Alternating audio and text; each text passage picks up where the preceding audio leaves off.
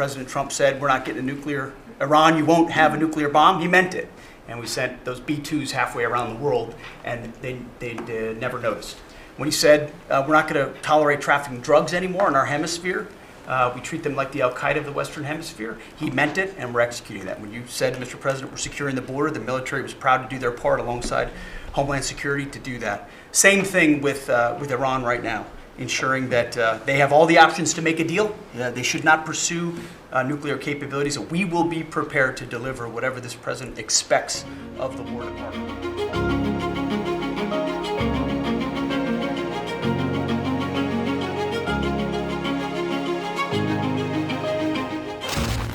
Dunia lagi nggak baik-baik aja. Di Timur Tengah, satu persatu sinyal perang mulai bermunculan. Amerika Serikat kirim armada, Pentagon bicara keras. Trump bilang, waktu hampir habis. Tapi yang menarik, Iran nggak terlihat panik. Di Teheran, warga melaporkan suara keras di malam hari.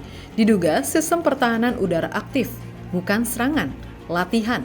Di laut, Iran bersiap latihan gabungan dengan China dan Rusia. Di Selat Hormuz, latihan tembak langsung dimulai. Dan di balik layar, Teheran sudah menyusun 3 skema balasan kalau AS benar-benar menyerang. Kini akankah pertarungan AS dan Iran akan meledak? Dan seberapa mahal harga yang harus dibayar dunia kalau konflik ini meledak? Mari kita ulas selengkapnya di video ini.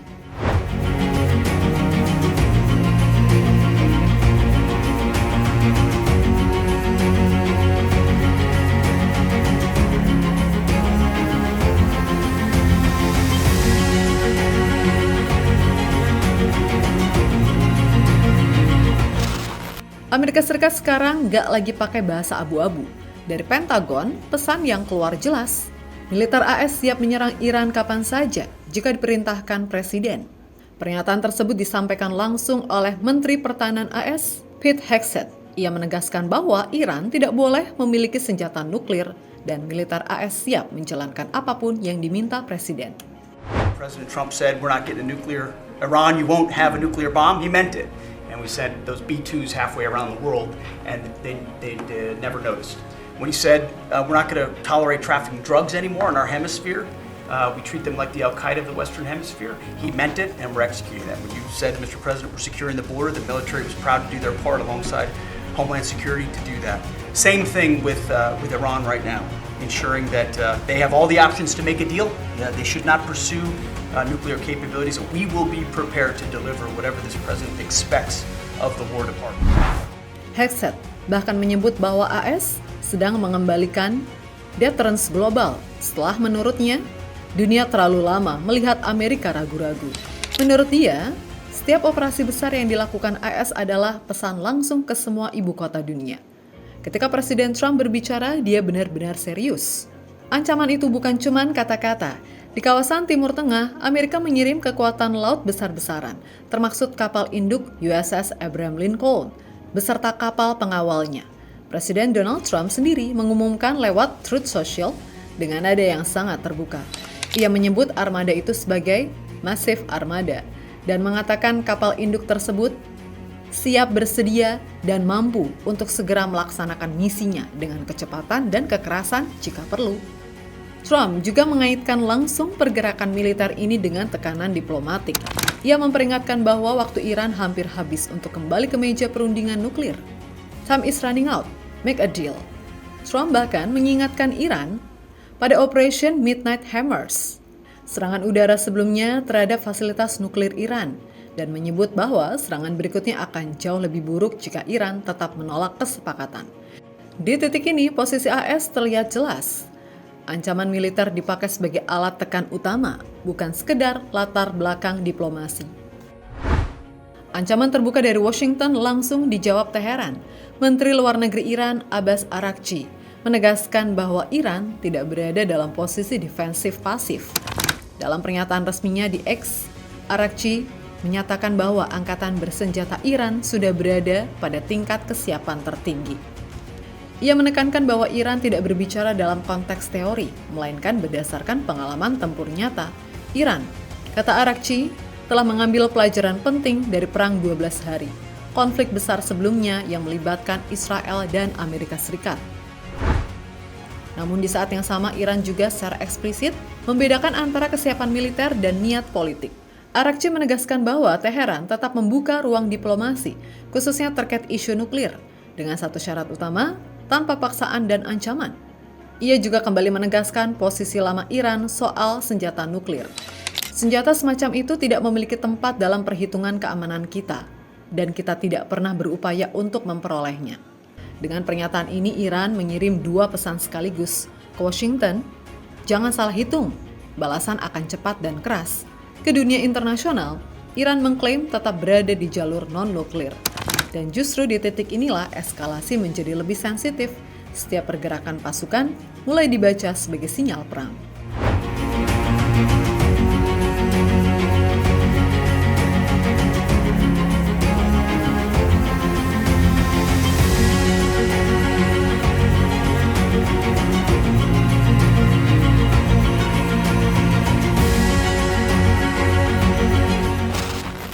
Beberapa jam setelah ancaman AS menguat, sinyal baru muncul dari dalam Iran.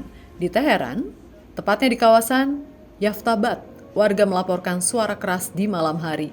Laporan itu pertama kali beredar lewat media sosial X, disertai video suasana permukiman yang tenang, namun dengan keterangan warga dengan bahasa Persia yang artinya suara keras terdengar.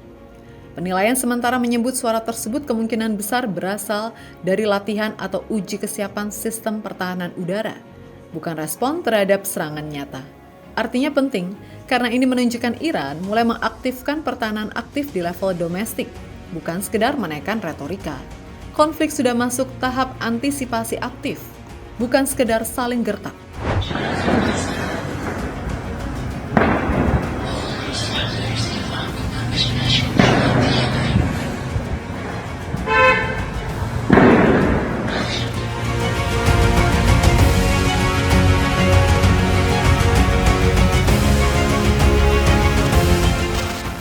Di saat pertahanan dalam negeri diaktifkan, Iran juga mengirimkan sinyal ke luar negeri.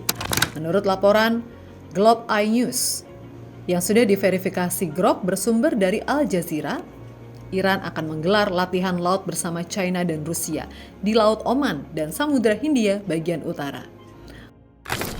Latihan ini dikenal sebagai Marine Security Belt dan menjadi interaksi kelima sejak pertama kali digelar beberapa tahun yang lalu. Secara resmi, tujuan latihan ini disebutkan cukup standar, meningkatkan koordinasi angkatan laut, pengamanan jalur maritim, anti pembajakan, pencarian dan penyelamatan, serta latihan tembak langsung di beberapa fase. Namun yang membuat latihan kali ini berbeda adalah timingnya. Biasanya latihan ini digelar rutin tahunan di bulan Maret, namun kali ini dilakukan lebih awal. Diperkirakan akhir Januari atau awal Februari, tepat ketika ketegangan AS Iran sedang memuncak. Dalam geopolitik, latihan militer jarang bersifat netral. Kehadiran China dan Rusia di perairan dekat Iran dibaca banyak analis sebagai pesan strategis Iran tidak sendirian. Terlebih lokasi latihan berada di jalur laut yang sangat sensitif, dekat dengan Selat Hormuz, wilayah yang juga diawasi ketat oleh armada Amerika Serikat. Walaupun latihan ini bukan deklarasi perang, dan tidak berarti ketiganya akan bertempur bersama, pesan yang dikirim cukup jelas. Jika tekanan militer terhadap Iran meningkat, maka konsekuensi geopolitiknya meluas, bukan hanya urusan Washington dan Teheran.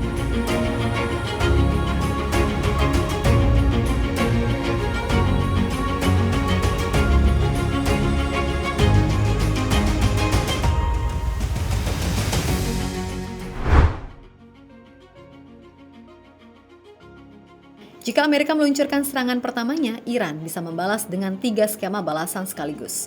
Pertama, serangan berlapis dengan drone dan rudal.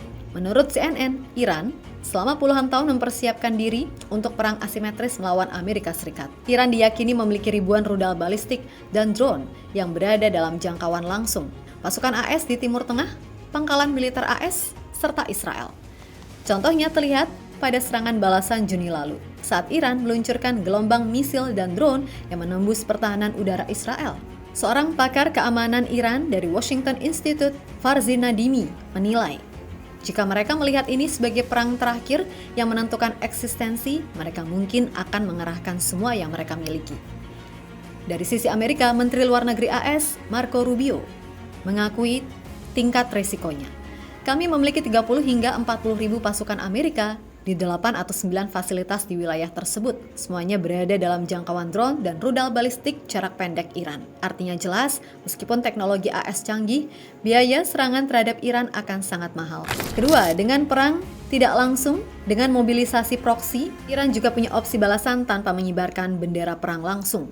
Jaringan proksi Iran masih aktif. Milisi di Irak seperti Kataib Hezbollah, kelompok bersenjata di Suriah, Hezbollah di Lebanon, dan Houthi di Yaman. Beberapa kelompok ini secara terbuka menyatakan siap membantu Iran jika AS menyerang. Meskipun sebagian jaringan melemah karena konflik panjang dan tekanan politik lokal, banyak menilai Houthi tetap menjadi proksi paling berbahaya. Kelompok ini sudah berulang kali menyerang kapal, menekan jalur dagang, dan menunjukkan kemampuan mengganggu stabilitas regional tanpa perang terbuka. Model ini membuat konflik sulit dipatahkan, sulit diakhiri cepat, dan terus menggerogoti kepentingan AS serta sekutunya. Terakhir adalah dengan perang ekonomi dan maritim dan dampak global. Inilah skema paling berbahaya sekaligus paling berdampak global. Iran berada tepat di Selat Hormuz, jalur sempit yang dilewati lebih dari 20% pasokan minyak dunia dan sebagian besar LNG global. Iran berkali-kali mengancam, mengganggu atau menutup jalur ini jika diserang. Menurut pakar energi berbasis Washington, Umut Shokri, bahkan gangguan sebagian pun dapat memicu lonjakan harga yang tajam, mengganggu rantai pasokan, dan memperparah inflasi di seluruh dunia. CNN mencatat Iran memiliki pangkalan laut bawah laut, kapal cepat, drone laut, dan ranjau laut, alat murah dengan dampak besar. Sejarah juga mendukung ancaman ini, seperti tanker war di era 1980-an, insiden kapal minyak 2019, dan gangguan pelayaran Laut Merah oleh Houthi. Skema ini kemungkinan opsi terakhir, karena juga merugikan Iran dan negara tetangganya. Namun justru karena itu, opsi ini menjadi kartu tekanan paling kuat. Dari 3 skema ini, satu hal menjadi jelas. Iran tidak perlu mengalahkan Amerika untuk membuat perang terasa mahal. Cukup dengan menaikkan biaya, memperluas dampak, dan mengguncang ekonomi global.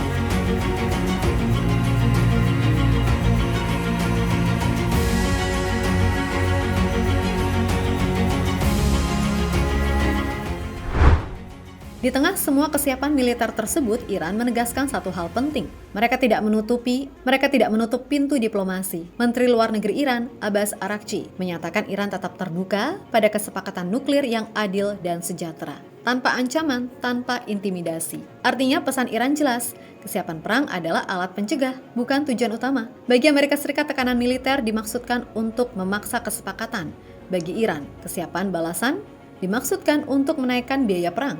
Jika armada bergerak, pertahanan diaktifkan, dan jalur energi dunia ikut dipertaruhkan, satu kesalahan hitung saja cukup untuk mengubah krisis ini menjadi konflik global.